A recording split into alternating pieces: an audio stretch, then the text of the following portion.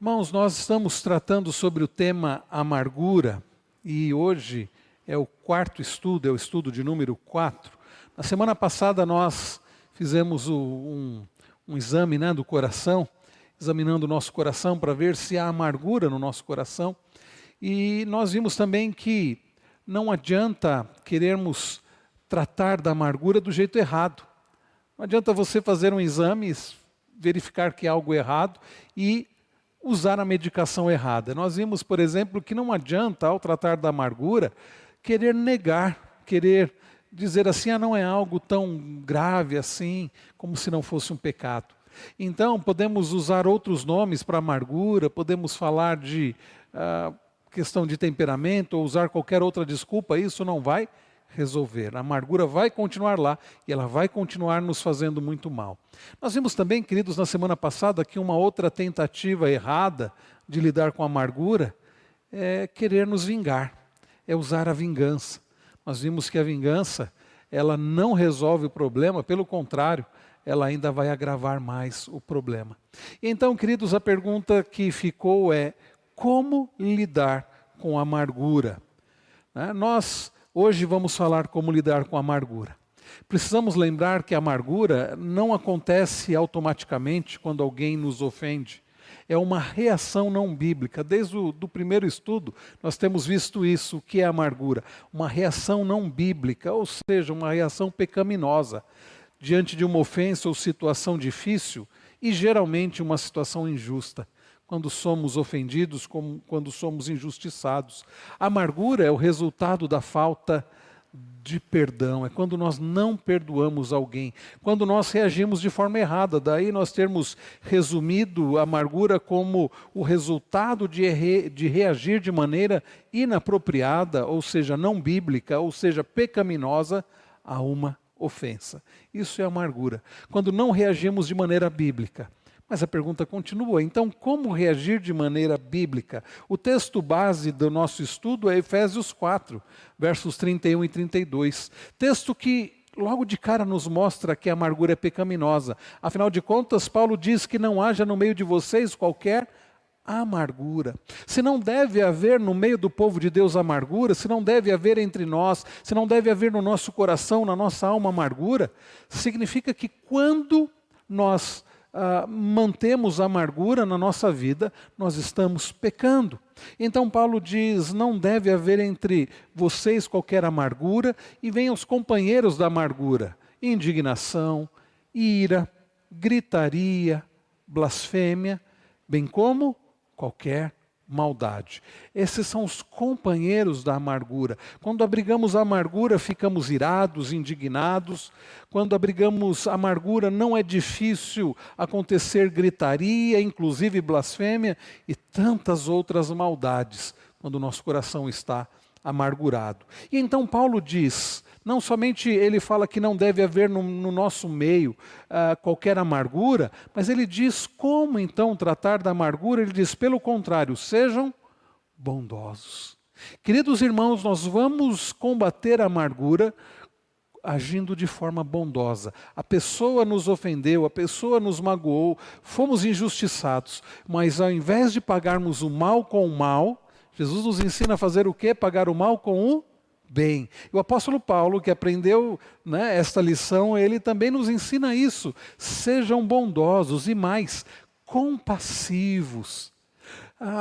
Devemos combater a amargura sendo compassivos uns para com os outros e então também perdoando uns aos outros. É assim que nós combatemos a amargura, com bondade, de forma compassiva e perdoando. Afinal de contas, Deus nos perdoou em Cristo Jesus. E assim como Deus nos perdoou em Cristo Jesus, nós devemos também perdoar.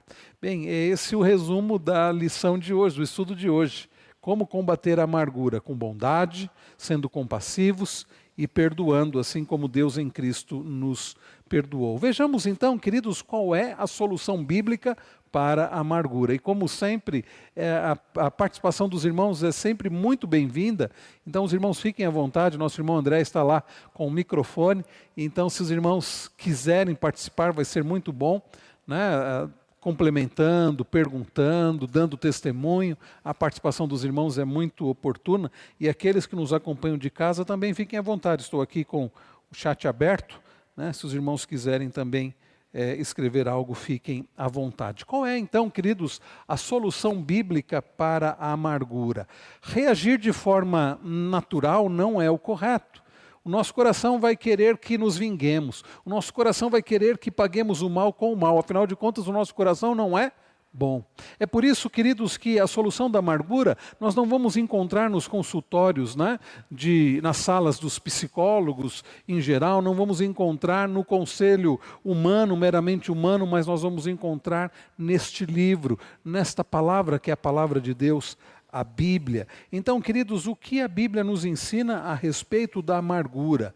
Bem, vejamos como lidar com a amargura. Primeira coisa, nós precisamos enxergar a amargura não como qualquer outra coisa, senão um pecado contra Deus. Enquanto você enxergar a amargura como algo natural, como algo que é uma reação normal a uma ofensa contra nós, quando enxergarmos a amargura como algo natural, afinal de contas fomos ofendidos, fomos injustiçados, então nada mais natural do que ficarmos amargurados. Enquanto não enxergarmos a amargura como ela de fato é, como Deus diz que ela é, ou seja, um pecado, nós não iremos tratar da maneira correta. Eu me lembro da história, e essa não é uma história incomum, de uma pessoa que começou a se sentir mal, e relutante em ir ao médico, relutante, foi piorando, até que foi ao médico, fez exames e constatou ali que era algo grave.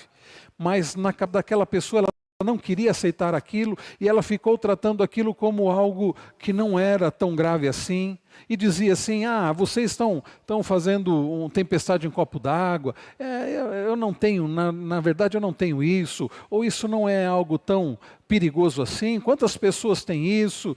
E então ele não tratou porque ele considerou que aquilo não era algo de fato perigoso. E em não muito tempo aquela pessoa foi a óbito.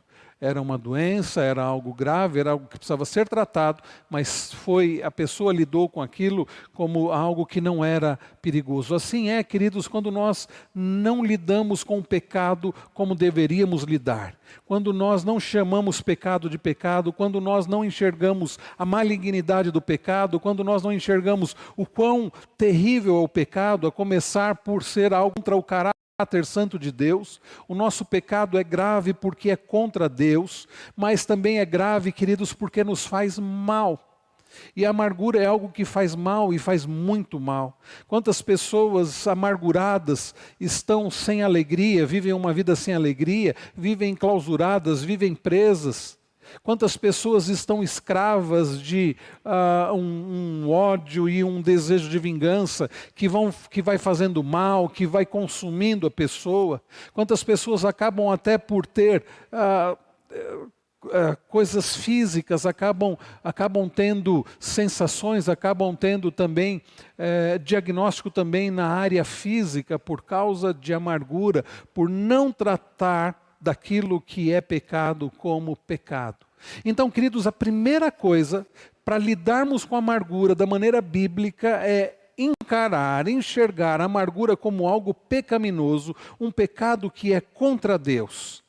E somente quando enxergamos a amargura como um pecado contra Deus, iremos tratar como devemos tratar.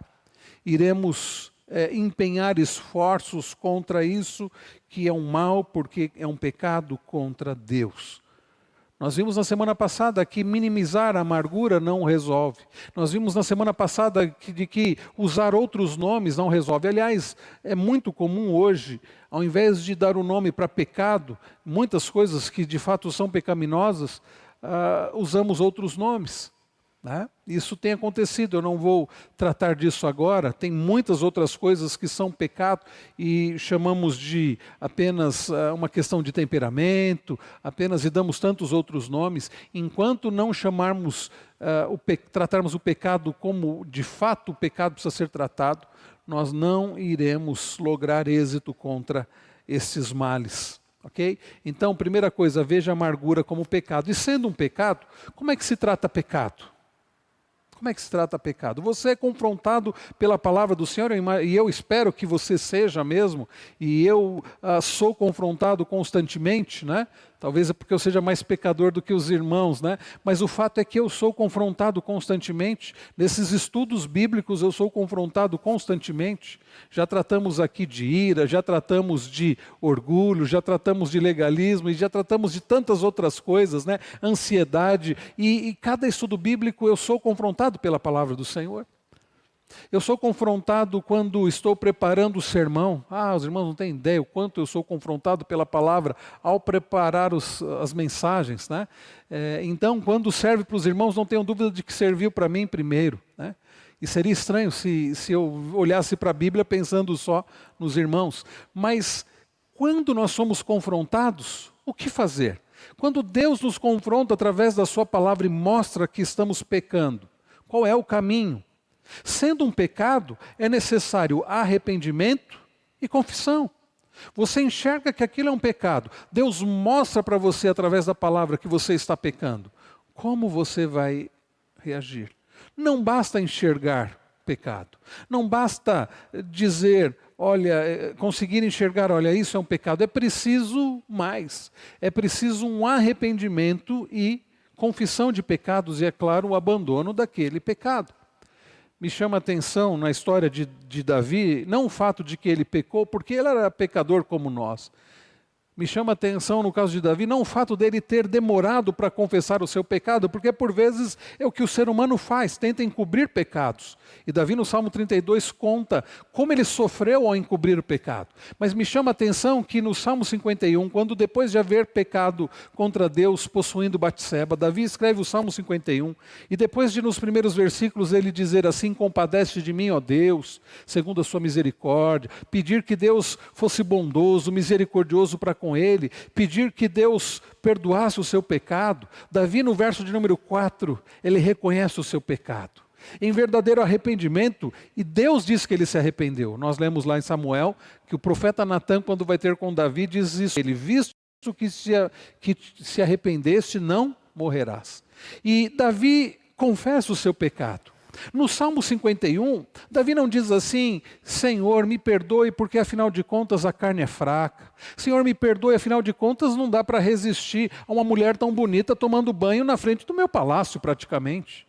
Davi não justifica o seu pecado.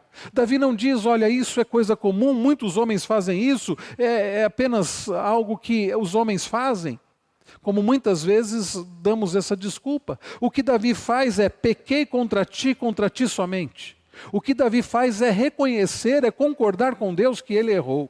Ele diz: pequei contra ti somente, e fiz o que é mal aos teus olhos, de maneira que serás tido por justo no teu falar e puro no teu julgar. Ele reconhece que pecou. Irmãos queridos, enquanto não tratarmos a amargura como pecado, e em tratando como pecado, reconhecermos diante de Deus e dizermos: Senhor, eu tenho agido de forma errada, eu tenho reagido diante a ofensas, a coisas que as pessoas fazem contra mim de maneira pecaminosa. Senhor, eu tenho tentado me vingar das pessoas. Senhor, eu não tenho perdoado como eu deveria, eu não tenho sido bondoso, eu tenho tentado fazer justiça com as próprias mãos, eu tenho me sentido injustiçado, quando na verdade eu sou tão pecador quanto os outros. É preciso, irmãos queridos, reconhecer a malignidade da amargura, é preciso reconhecer a amargura como pecado, e é preciso então confessar esse pecado, é preciso de fato arrependimento e buscar a graça de Deus para que não mais cometamos esse pecado. Os irmãos estão entendendo? Então precisamos enxergar a amargura como um pecado que é contra Deus, e a semelhança de Davi, confessar ao Senhor esse pecado. Lá em 1 João 1, João diz assim: se andarmos na luz como Ele está na luz, mantemos comunhão uns com os outros, e o sangue de Jesus, seu Filho, nos purifica de todo pecado. Olha que coisa maravilhosa, irmãos. Se a amargura é um pecado, e por vezes pecamos contra Deus com amargura, a boa notícia é que a purificação de pecado através do sangue de Cristo. No verso seguinte, eu não coloquei aqui o verso 8, João diz assim: olha, se você disser que não peca, você está mentindo. E no verso de número 9 ele diz: se confessarmos os nossos pecados, ele é fiel e justo para nos perdoar os pecados e nos purificar de toda injustiça. Queridos, como lidar com a amargura? Reconhecendo que ela é pecado contra Deus, nos arrependendo, confessando diante do Senhor. Porque quando há arrependimento e confissão, Deus nos perdoa em Cristo Jesus. É assim que tratamos da amargura. Não é dizendo assim: Senhor, olha, tenha paciência comigo porque eu vou melhorar. Afinal de contas, eu sei que eu sou bom e o Senhor deve estar com uma expectativa. O Senhor acredita em mim, não é verdade? Não, nada disso. Queridos, devemos lidar com a amargura, buscando, reconhecendo, confessando nos méritos de Cristo o nosso pecado. E é claro, pedindo ao Senhor fortalecimento nele, porque nós não somos fortes. É sempre, queridos, através de Cristo. A solução é sempre através de Cristo. Então reconheça que a amargura é um pecado, confesse a Deus, verdadeiramente arrependido, porque Deus nos perdoa através de Cristo. Tudo bem até aqui, meus irmãos? Esse é o primeiro ponto. Alguém quer complementar? Alguma pergunta até aqui? Os irmãos que estão nos acompanhando também não? A questão assim que realmente é um pecado, né? E também a gente tem que, assim, como os pecadores, lutar contra esses sentimentos pecaminosos, porque assim na nossa mente, assim, Senhor, me perdoa, mas mesmo assim, às vezes a pessoa, como a pessoa pode ter propensão para um pecado, tem pessoas que têm propensão, vou dar um exemplo, pornografia, para mentira, para o roubo, tem pessoas assim que vai ter uma propensão para isso, que vai exigir uma luta constante contra o pecado, não é?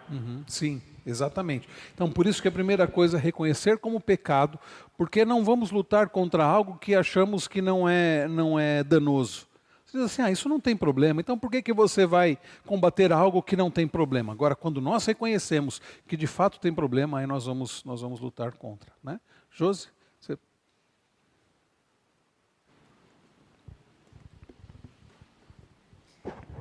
Eu acho que assim, a questão da amargura se torna um pouco mais difícil de reconhecer como pecado porque a pessoa se sente injustiçada.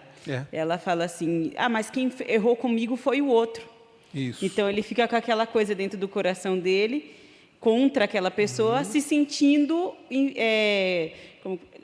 tendo autopiedade dele e sente que quem é errado é o outro. Então o outro é que teria que pedir perdão, o outro é que teria que fazer todo o processo, não ele. Mas ele, ao guardar aquilo no coração, então também está criando, está pecando também, né? Então, nós temos dito que a amargura é o pecado mais fácil da gente justificar, porque a gente diz assim: não, mas fulano fez algo contra mim. É verdade. Mas a questão não é que alguém fez algo contra nós, é que não devemos reagir com autocomiseração, né? É isso mesmo, Josi. Obrigado, minha irmã. Esse lugar. E aqui, meus irmãos, nós vamos gastar um tempo considerável falando sobre isso, porque eu creio que aqui está a base. Depois de reconhecer a amargura como pecado, o caminho então é o perdão. Você pode dizer assim: mas não é um caminho fácil, e eu vou responder: é verdade, não é um caminho fácil. Não é um caminho fácil você perdoar alguém que te fez mal. Não é um caminho fácil você perdoar alguém que de fato te machucou, que fez mal a alguém que você ama. Não é. Não é um caminho fácil, mas é um caminho possível, não porque nós vamos conseguir alcançar por nós mesmos, mas por causa da graça de Deus em Cristo Jesus na nossa vida. Por causa daquele que nos perdoou, é possível perdoar. Queridos, eu preciso dizer, eu não coloquei isso aqui, mas eu preciso dizer isso para vocês: perdão não é um sentimento. Nós não podemos dizer assim: você precisa sentir isso. Sentimento é sentimento. Ninguém pode me obrigar a sentir algo. É por isso, irmãos, que o sentimento, o perdão, não é uma questão de você sentir. Fulano me fez algo, me magoou muito, me machucou muito, eu preciso perdoar. Então, quando eu sentir de perdoar a pessoa, não é assim não, porque pode ser que você nunca sinta isso. O perdão é uma questão do quê? Atitude. É uma decisão. Eu decido cancelar aquela dívida. Nós vamos ver que perdão tem a ver com cancelamento de dívida. A pessoa não merece, a pessoa me fez mal, mas eu decido cancelar aquela dívida. Lembrem-se que, enquanto não perdoarmos, não é só que aquilo vai ficar com a pessoa, mas acima de tudo aquilo vai fazer mal para quem? Para nós. Não é isso que temos dito? Que a amargura é como alguém tomar um copo de veneno e querer que o outro morra. Ou como foi a famosa frase do filósofo Seu Madruga, semana passada, né? Como é que é? A vingança nunca é plena, mata a alma envenena, né? Os irmãos sabem mais do que alguns versículos, né? Se ninguém esquece.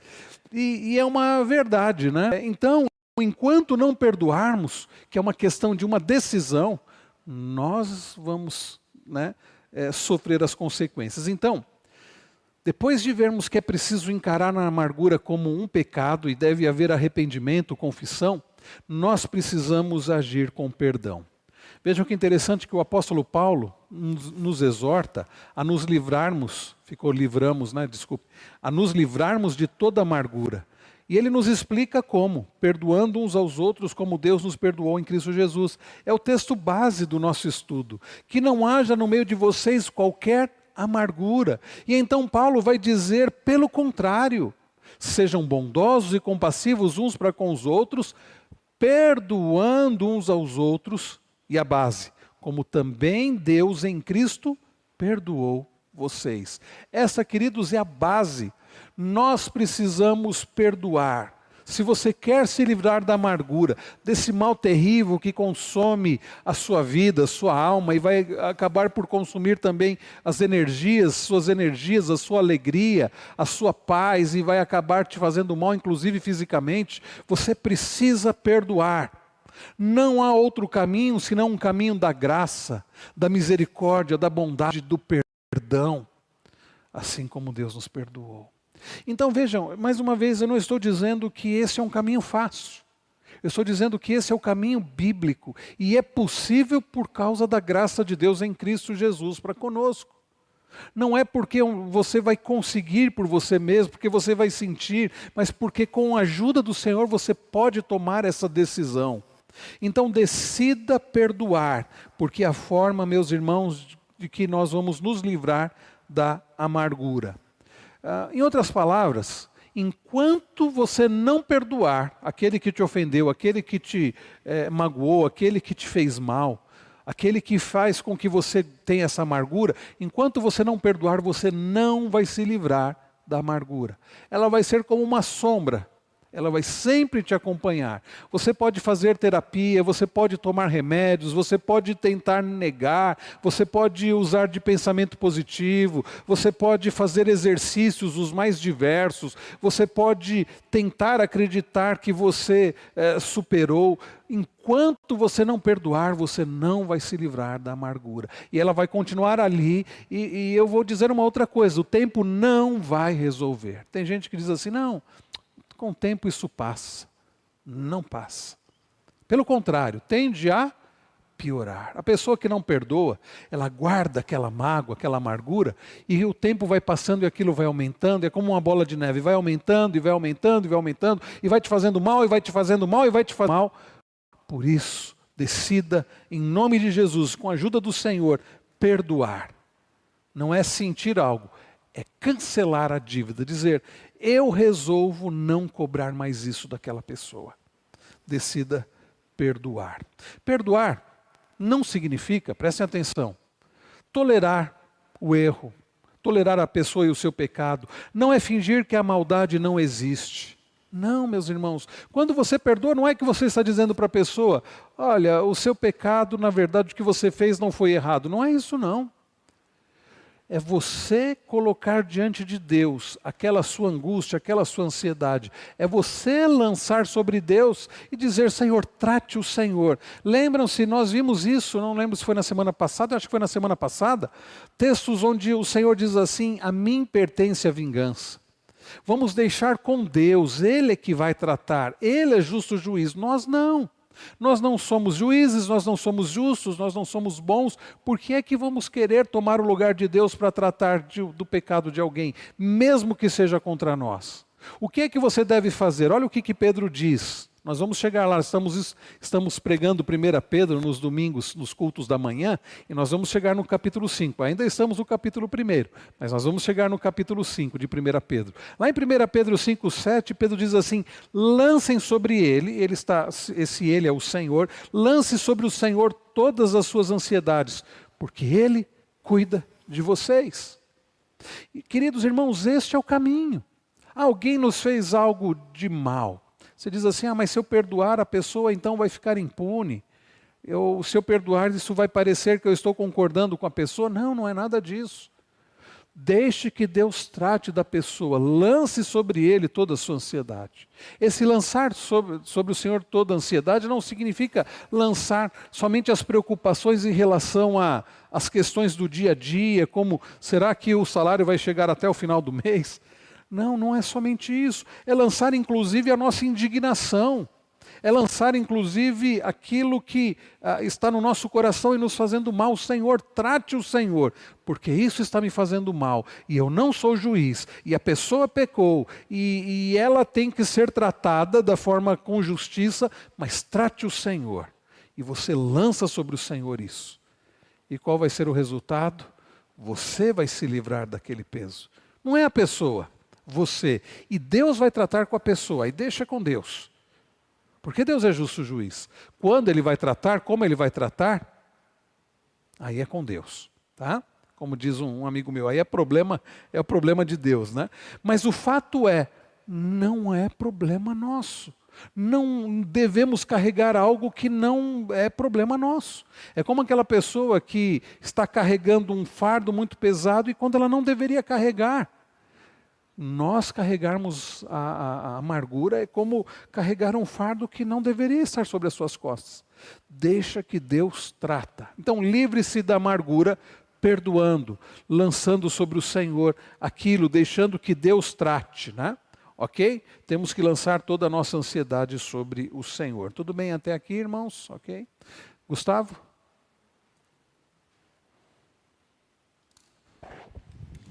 Pastor, tem alguns versículos na Bíblia que falam sobre, eu não sei o número específico, mas fala assim, um fala e os outros julguem, né? Se aquilo está de acordo com a palavra. Ou então, julgue com a reta medida, né? Tem alguns versículos nesse sentido. Sim. Como que eu posso diferenciar esse julgar? Porque certamente esse não é o julgar que Deus, como justo juiz, eu não posso assumir esse lugar, Sim. né? Seria Entendi, correto? entendi. Assim? Quando a Bíblia fala sobre julgarmos, no sentido de nós termos, analisarmos as situações. Então, temos condições de analisar as situações, se algo é correto ou se algo é errado, se algo faz bem ou se algo faz mal. Nós devemos julgar. Inclusive, a Bíblia é a maneira que nós temos para julgar se algo é correto ou não. Né? Esse julgar é nesse sentido de você, de fato, ter a compreensão, né? Estabelecer aquilo que é correto ou é errado, não de acordo com o seu pensamento, o seu querer, mas de acordo com a palavra. O julgar, quando Jesus, por exemplo, no Sermão do Monte diz, não julgueis para que não sejais julgados, já é no sentido de um juiz que estabelece uma pena, que diz assim, está condenado. É nesse sentido.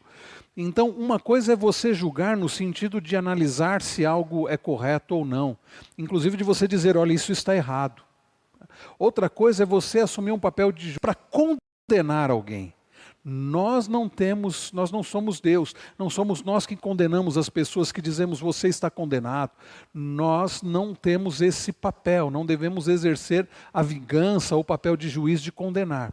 Tá? Então, são coisas diferentes, tá bom? Um é no sentido de avaliação de situação, outro é num sentido mais de um julgamento de condenação. Tá? Não somos nós que condenamos, né? Ou que absolvemos, ou que nesse sentido, tá bom? Na série, então, do Sermão do Monte, tem sobre isso, quando eu falei desse não julgueis para que não sejais julgados, porque com a medida com que tiverdes medido, você Você será medido também com a mesma medida que você medir, né? Então, você dizer, essa pessoa está condenada, cuidado que você vai ser usada essa mesma medida contra você. Tá? Vale a pena, se você puder depois assistir, né? Está lá na série Sermão do Monte, depois eu posso até te passar o link, tá bom? Aí eu falo um pouco mais sobre isso. Mas deu para entender, Gustavo, a diferença? Perdoar, olha aí, não é simplesmente esquecer, pois isto é praticamente impossível. Tem gente que diz assim, você perdoa quando você nunca mais lembra. Então, se você esqueceu, significa que você perdoou. Não, isso é amnésia, não é perdão. Tem gente que usa aquele texto, não me lembro se é Jeremias 31, 34, quando Deus diz assim, né, não me lembrarei mais dos teus pecados. Né? Deus tem amnésia? Será que Deus, quando Ele nos perdoa, Ele diz que Ele não lembrará mais dos nossos pecados, significa que Deus não lembra mais o que nós fizemos? Será que Deus tem amnésia? Aquele que é onisciente, Ele de fato esquece o que nós fizemos? O que Jeremias está dizendo quando Deus diz assim, não lembrarei mais dos seus pecados? O que vocês acham?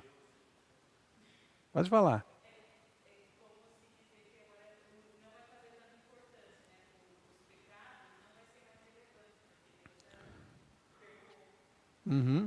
Mais alguém? Quer falar no microfone aí, Roberto?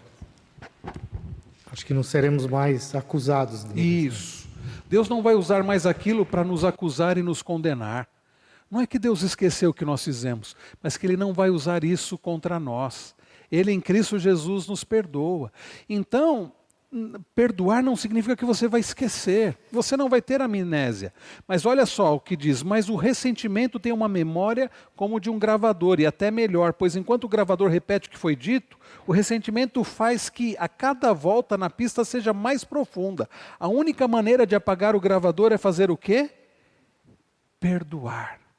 Aliás, é preciso dizer que você vai lembrar, mas quando é que nós sabemos que perdoamos? É quando aquela lembrança não nos faz mais mal. Você vai lembrar.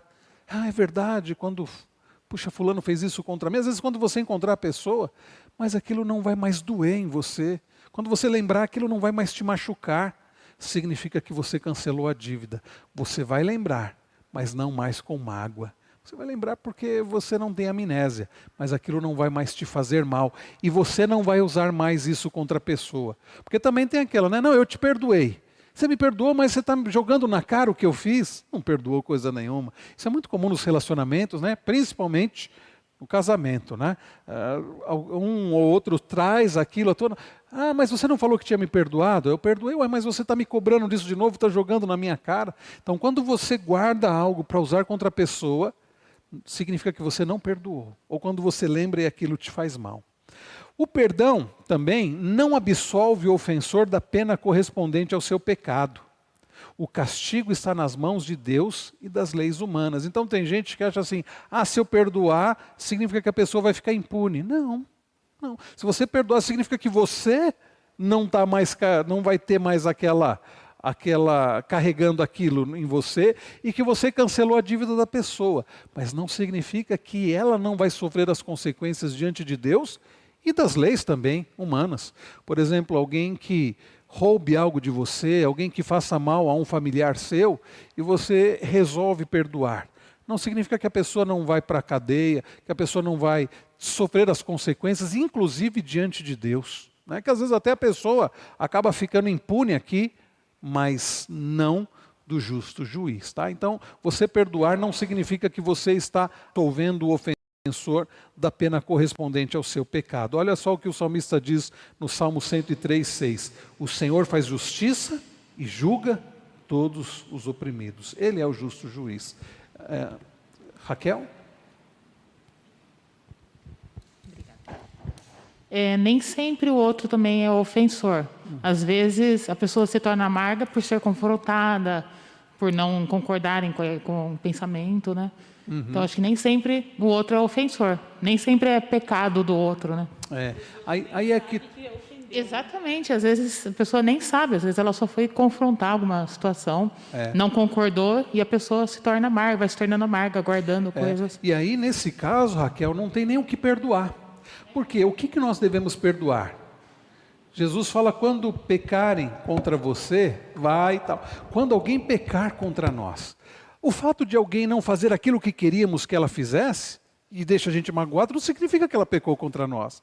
Então você não tem que perdoar a pessoa de nada, você tem que parar de cair em autocomiseração ou vitimização, porque tem muitas coisas que a pessoa não pecou contra nós. Nós nos magoamos sem que a pessoa tenha pecado contra nós. A pessoa não me deu atenção, às vezes a pessoa nem me viu, aí você fica magoado. Agora eu tenho que perdoar a pessoa porque ela não me deu atenção. Não, ela não pecou contra você. Às vezes ela nem te viu. A pessoa não fez aquilo que eu acho que ela deveria fazer para mim. Mas será que ela deveria fazer aquilo mesmo? Ou é porque você é tão egoísta e que acha que os outros têm que te servir?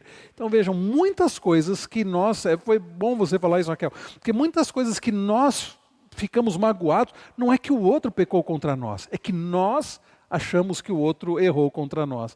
Então não tem nem, nesse caso, quando alguém não peca de fato contra nós, não tem nem o que perdoar. Nós é que precisamos tratar do nosso coração diante de Deus.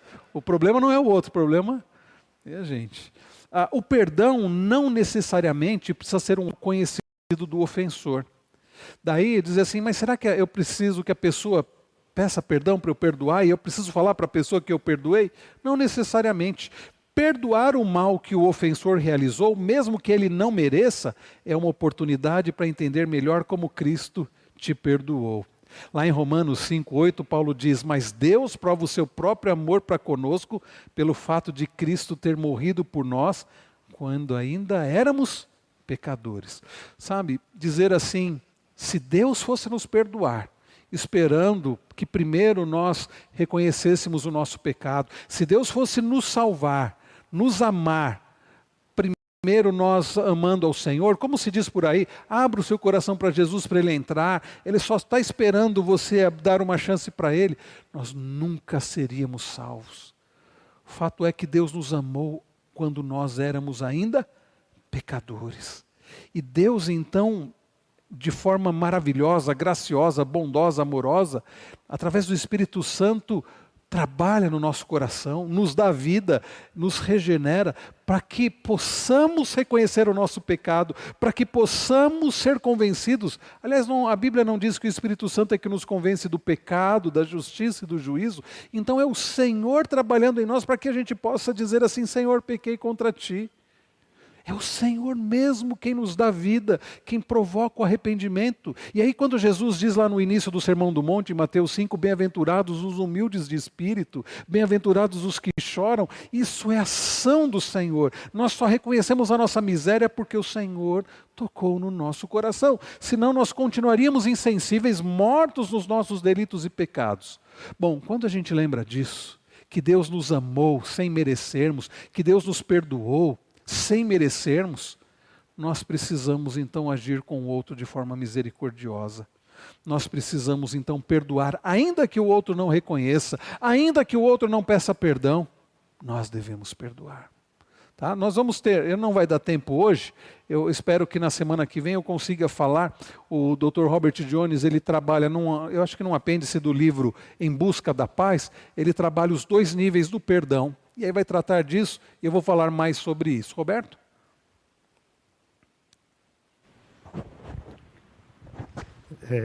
Eu estava pensando aqui que eu acho que o pensamento humano é que quando você está perdoando alguém, né, é você que está sendo bom e liberando ela, né, daquilo. Mas, na verdade, o perdão libera você, né, que a gente está falando da amargura. Né? Você é o primeiro liberto quando você perdoa, e não a pessoa que fez alguma coisa. É verdade, é exatamente isso. Né?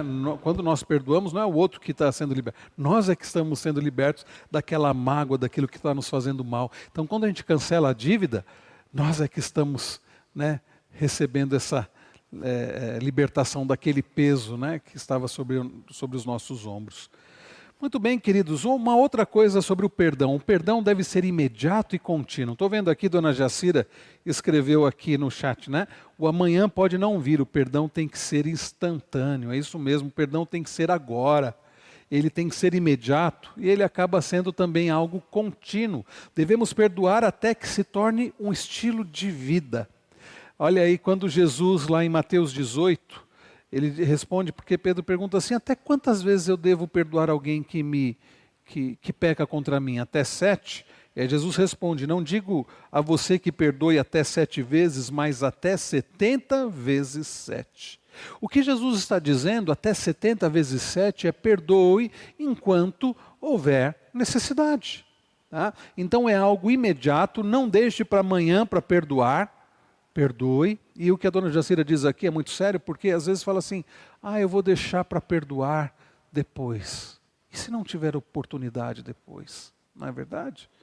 E se não tiver oportunidade, resolva isso hoje. Quando Paulo diz assim, não se põe o sol sobre a vossa ira, não deixe para depois. Trate do que precisa ser tratado hoje, né? Perdoe hoje e continue perdoando. Então, o perdão tem tanto um aspecto, né, imediato, quanto um aspecto de um processo. Nós vamos continuar perdoando aqueles que nos ofendem, tá? É algo imediato, mas também é algo contínuo, deve se tornar um estilo de vida. Esse texto de Mateus 18, nós precisamos estudar esse texto. Não vamos ter tempo hoje de estudar, e é um assunto tão importante, esse assunto do perdão, que nós vamos continuar na semana que vem, se Deus permitir. E aí eu vou querer me debruçar nesse texto aqui de Mateus 18 com os irmãos, para nós estudarmos com mais afinco aqui, com mais profundidade esse texto. O perdão, queridos, deve marcar um ponto final. O que eu quero dizer com isso? Perdoar significa esquecer no sentido, então, não de amnésia, mas de lembrar sem sentir dor. Lembrar sem que aquilo te faça mal, né? Não é uma amnésia espiritual, mas curar a ferida. Sim, Raquel?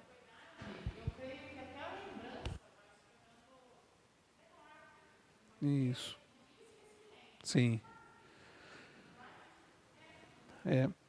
Nossa irmã Raquel está dizendo, os irmãos que estão acompanhando de casa, né, que com o tempo, quando há perdão, a lembrança vai se tornando, vingança não vai haver.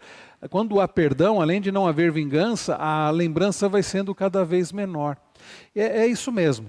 Quando nós não perdoamos, a lembrança é constante. A lembrança vem de forma constante e frequente. Tem situações que a pessoa só fica com aquilo na cabeça, ela acorda pensando naquilo e quer se vingar, ela dorme pensando naquilo, como se vai consumindo a mente da pessoa, a vida da pessoa. Mas quando há perdão, a lembrança ela é menor, ela é menos frequente, ela não machuca mais, né? E ela vai servir. Eu li certa feita um livro também da Nutra, nessa área de aconselhamento bíblico, onde o autor fala sobre lembranças redimidas. Quando nós lembramos, por exemplo, inclusive de pecados que nós cometemos, mas nós nos lembramos não para nos martirizar ou para entrar em autocomiseração, para dizer, olha, como eu sou uma pessoa tão terrível e Deus não me ama. Não, é uma lembrança redimida quando você lembra que aquilo você, por exemplo, pecou, mas isso vai te fazer ser grato a Deus. Puxa, é verdade, eu fiz aquilo, como Deus foi maravilhoso em me perdoar, eu vou adorá-lo, eu vou ser grato. Então, as nossas lembranças devem ser assim. Quando há perdão, e você lembra daquilo, você deve ser grato. Deus me abençoou, e a ponto de eu conseguir perdoar aquela pessoa. Então, cada vez que aquela lembrança vier, não vai te fazer mal, vai te fazer ser grato a Deus por ter perdoado aquela pessoa, por você ter sido liberto daquela mágoa. É exatamente isso. Cancela uma dívida. Então, na semana que vem, nós vamos olhar para Mateus 18, a parábola do credor incompassivo ou servo impiedoso, a parábola que Jesus conta, por causa da pergunta que lhe é feita, né, de quantas vezes devemos perdoar um irmão. Jesus conta a parábola de um rei que vai acertar conta com os seus servos e havia um que lhe devia uma quantia extraordinária. E Jesus conta naquela parábola que aquele rei resolveu perdoar aquela pessoa de toda a dívida. E é curioso que na parábola Jesus conta que a pessoa diz assim para o rei, sê paciente comigo e tudo te pagarei. Mas nos valores que Jesus cita ali, os valores são o valor que Jesus cita é tão alto, tão astronômico, que aquela pessoa, e Jesus usa aquele valor de forma proposital para mostrar que aquele homem nunca teria condições de pagar aquela dívida. E o rei, mesmo ouvindo a bobagem que o homem fala, né, porque é uma bobagem, a pessoa dever milhões e milhões, dizer, olha, tenha paciência que eu vou pagar, alguém que é um assalariado, isso é impossível, humanamente falando. Aquele rei decide fazer o quê? Perdoar toda a dívida. E então, na parábola então do credor incompassível ou servo impiedoso, a prática de cancelar uma dívida serve de metáfora para a prática do perdão. O perdão exige que alguém tome sobre si o custo do que é devido. Alguém vai tomar sobre si o custo do que é devido.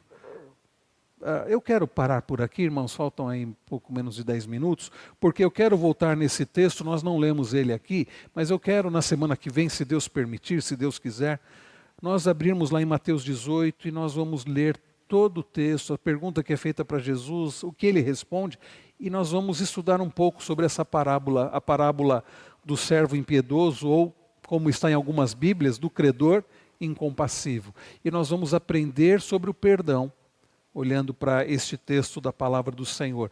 Mas já fica aqui, o perdão é um cancelamento de uma dívida. E não é porque quando eu cancelo essa dívida da pessoa, que a pessoa, significa que a pessoa vai se dar bem. Até porque na parábola o rei perdoa a pessoa de toda a dívida. O que a pessoa faz? Ela sai da presença do rei, encontra um conservo que devia tão pouquinho para ele. Coisa hoje seriam uns 3 meses de salário. E diz Jesus que aquela pessoa agarra o conservo, né? Pelo colarinho aqui, pelo pescoço, diz assim, me paga o que você me deve, eu vou te lançar na prisão. E as pessoas que viram a cena vão contar para o rei chama a pessoa e diz assim, servo mau, eu te perdoei daquela dívida toda e você foi cobrar o seu conservo que te devia tão pouco. Os irmãos se lembram do final da parábola?